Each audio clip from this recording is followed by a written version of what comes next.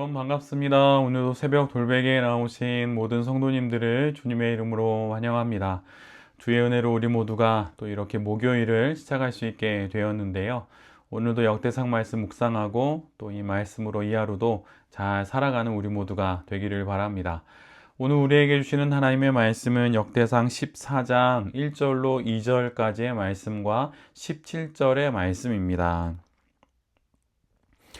두로 왕 히람이 다윗에게 사절단과 함께 백항목과 석수와 목수를 보내어서 궁궐을 지어주게 하였다.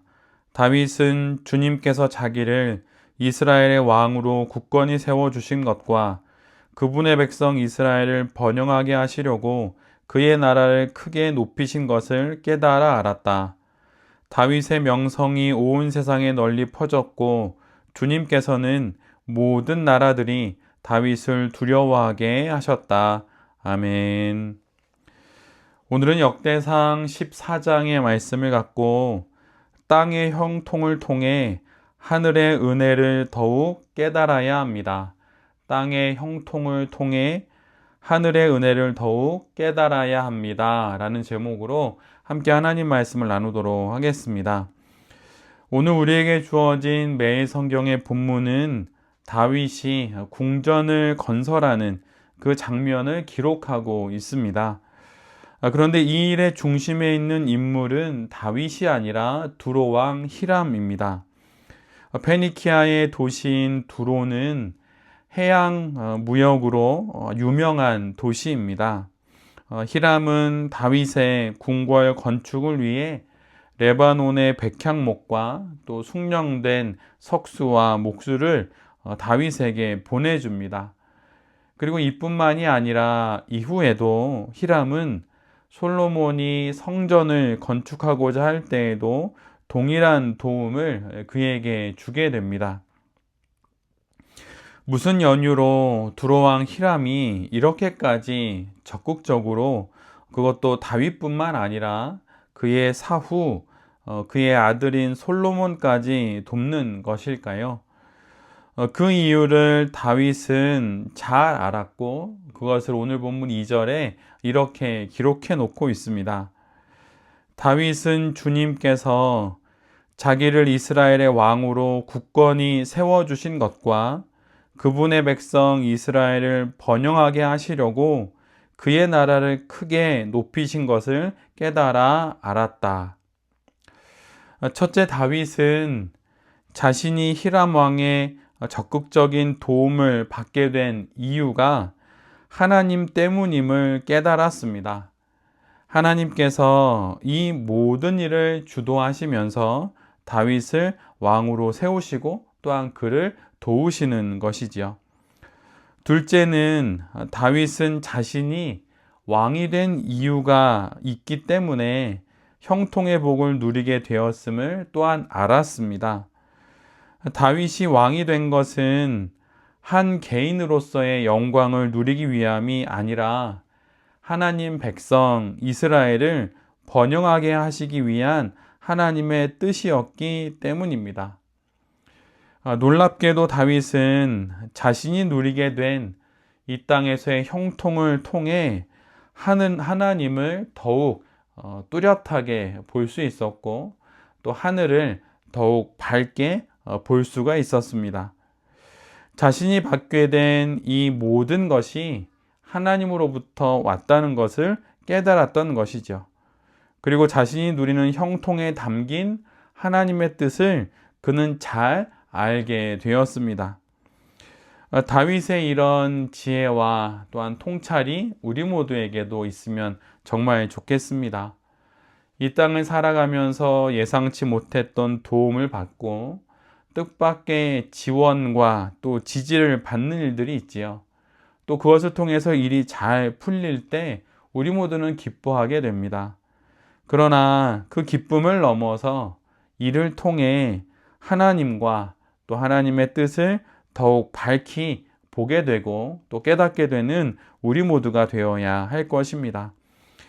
땅의 형통이 내 개인의 잘 먹고 잘 살기 위함이 아니라 더 큰 의미가 있음을 깨닫게 되기를 기도합니다. 그래서 그 형통을 통해 이루시고자 하시는 하나님의 뜻과 계획을 잘 깨달아서 겸손하게 그 형통을 잘 사용할 수 있는 우리 모두가 되기를 간절히 바랍니다. 오늘 본문의 두 번째 단락은 다윗이 블레셋과 벌이는 두 번의 전쟁을 기록하고 있습니다. 블레셋은 다윗이 온 이스라엘을 다스리는 왕으로 기름 부음 받았다는 소식을 듣게 됩니다. 그러자 다윗을 공격할 계획을 세우게 되고 예루살렘 근처에 있는 르바임 골짜기에 모든 군사들이 집결하게 됩니다. 이에 다윗은 이스라엘 군대를 이끌고 전쟁에 나섭니다. 그런데 그 길에 오늘 본문 10절의 고백처럼 하나님께 나아가 하나님께 아뢰어 묻게 됩니다. 이 모습은 점쟁이와 또 영매들에게 도움을 구했던 사울 왕과는 참으로 대조되는 모습입니다. 전쟁에 나서기 전 하나님께 묻고 그분의 뜻과 조언을 구하는 다윗의 이 모습은 그의 특징이기도 합니다. 참으로 우리 모두가 닮아야 할 또 신앙의 습관인 것이죠. 그런데 다윗은 왜 하나님께 묻는 것이 그의 영적인 습관이 된 것일까요? 그것은 전쟁의 승리가 자신에게 있지 않고 하나님의 손에 달려 있음을 잘 알고 있기 때문입니다. 어린 시절 다윗은 골리앗과의 그 싸움에 나설 때 그가 했던 이런 고백이 있습니다. 사무엘상 17장 47절의 말씀입니다. 또 주님께서는 칼이나 창 따위를 쓰셔서 구원하시는 것이 아니라는 것을 여기에 모인 이 온 무리가 알게 하겠다. 전쟁에서 이기고 지는 것은 주님께 달린 것이다.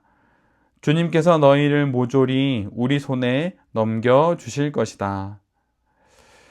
다윗이 하나님께 전쟁에 나서기 전, 그의 모든 일들을 먼저 하나님께 묻는 이유는 그 모든 것의 승패가 또한 지금 맞이하고 있는 전쟁의 승패가 자신이 아니라 또한 자신이 갖고 있는 어떤 조건이나 처해 있는 상황이 아니라 하나님께 달려 있음을 잘 알고 있기 때문입니다. 그래서 하나님께 묻고 가라면 가고 가지 말라 하면 가지 않는 그런 삶을 살아가는 것이지요. 나서라 하면 나서는 것이고 가만히 있으라 하면 가만히 있는 것입니다. 다윗은 땅의 문제를 만나게 되면 가장 먼저 하늘을 향해 물었습니다. 하나님께 질문을 한 것이지요. 사람에게 이렇게 일일이 물어보면 안 되겠지만 하나님께 이렇게 물어보는 것은 좋은 것입니다. 그리고 두 번째 전쟁에서도 다윗은 하나님께 묻습니다. 그리고 그 응답에 따라 전쟁에 나서게 되지요. 다윗에게 있어서 하나님께 이것저것 물으며 하나님의 인도를 받는 것은 너무나도 익숙한 일이었습니다. 그리고 하나님은 이런 다윗에게 늘 응답을 해 주셨지요. 특별히 역대기에 있어서 이 땅에서의 일은 늘 언제나 하늘의 일과 긴밀히 연결되어 말씀되어집니다.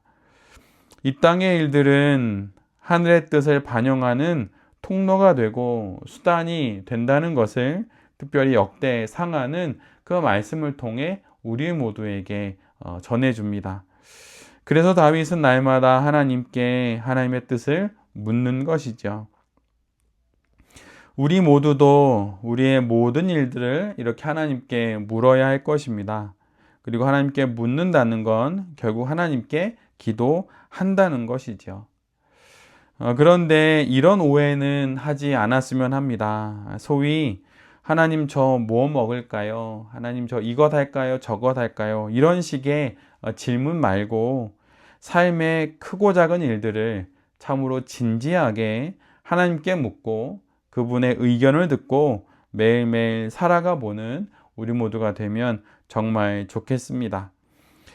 다시 하루를 시작합니다. 오늘 주신 말씀으로 이 땅의 일들을 잘 바라보면서 그 모든 일들을 통해 하늘을 더욱 밝히 보게 되고, 또 이 땅의 소소한 많은 일들을, 크고 작은 많은 일들을 하나님께 진지하게 여쭈므로 하나님의 응답으로 이 땅의 삶을 잘 살아가고 풀어가는 우리 모두가 되기를 간절히 기도합니다.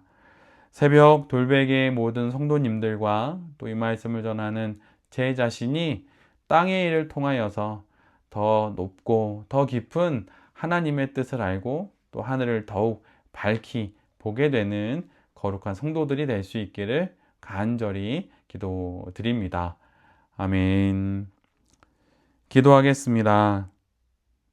주님, 땅의 형통을 통해 하늘을 더욱 밝히 보게 되는 우리 모두가 되게 하여 주시옵소서. 다윗처럼 어떤 자리와 어떤 상황에 있든 그 모든 곳에서 땅의 일을 통해 하나님과 하나님의 뜻을 더욱 밝히 깨달아 알고 또한 이에 맞춰 살아가는 우리 모두가 되기를 기도합니다. 주님, 하나님과 동행하는 그 삶의 신비와 의미를 더욱 깊이 알아가기를 기도합니다. 땅의 문제들을 가장 먼저 하나님께 여쭙고 하나님과 함께 우리의 삶을 잘 살아가는 또한 이 하루가 될 수 있도록 하나님 은혜 내려 주시옵소서. 이 모든 말씀 예수 그리스도의 이름으로 기도드립니다. 아멘.